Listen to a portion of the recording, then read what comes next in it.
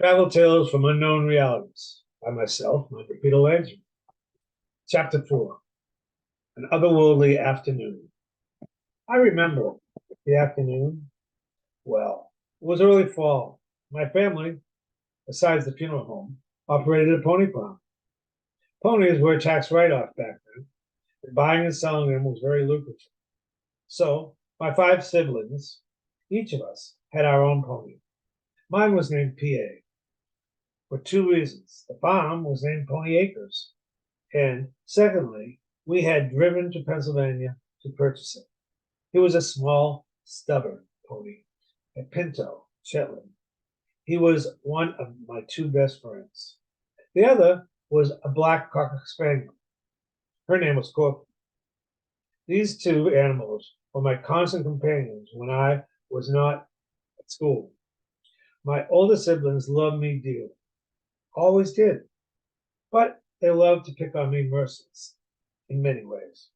So, except for the worst winter days and afternoons when I had to help my father with the farm or funerals, I would come home from school and quickly change my clothes, saddle up PA, and he and Corky and I would head off for hours in the huge forest behind our farm and the cemeteries that surrounded our farm.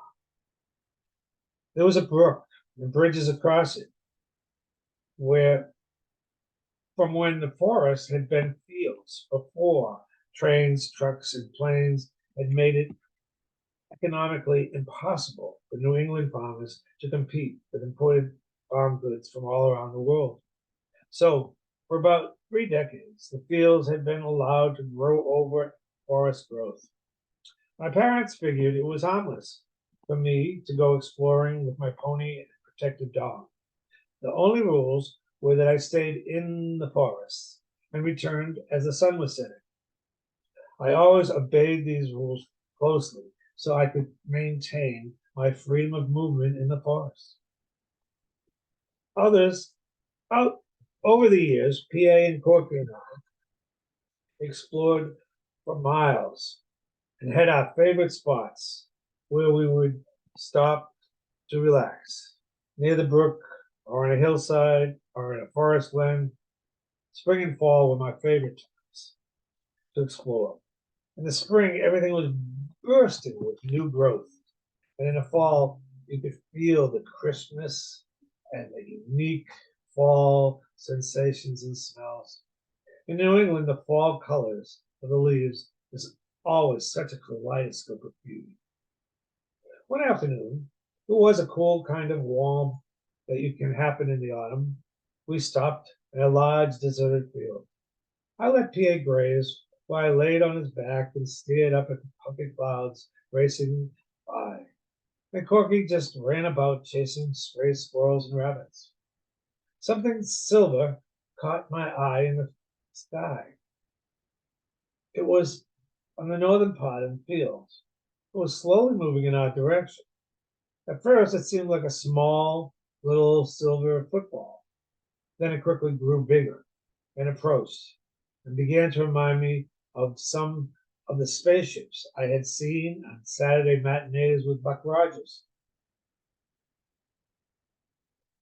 When it got directly overhead, a bright bluish light shined like a spotlight down on me. After that, I'm not certain what happened. I went from lying on PA's back in the field to a large silver room, it seems. It felt like a hospital room. There seemed to be weird beings, not quite human, with long arms and fingers and big eyes surrounding me, telling me things and doing things to me. The air smelled like a hospital room, a medical clinic, rather than the natural smells of outdoors where I had been. It all seemed like a dream. Until this day, I am unsure what I experienced. All I truly remember is I woke up and was on PA's back. He was still grazing, but seemed rather skittish, and Corky was barking up a storm. It was after dark, and there was a spot on my left calf that hurt like hell. The air had become chilly. I pulled up Pierre's reins and dug my heels into his flanks, and the three of us hurried home at top speed. When we got home, I rushed into the house and apologized to my parents for my lateness. I said we had gone too far and had gotten lost on our return. My mother said, "Well, we've all finished supper, so go do your chores and you can eat the food we saved you." Well, I felt a wave of warmth, love, and appreciation for everyone and everything. And everything looked slightly different and somewhat enhanced in ways I couldn't quite explain. I ran out and unsaddled PA and brushed him down. Then I fed and watered him as well as the other ponies. Then I fed and watered the chickens, the rabbits, the pigs, and the sheep, as were my chores. The whole time I was overflowing with love and appreciation. Every animal seemed special and miraculous, wonderful, as if I had never seen them before.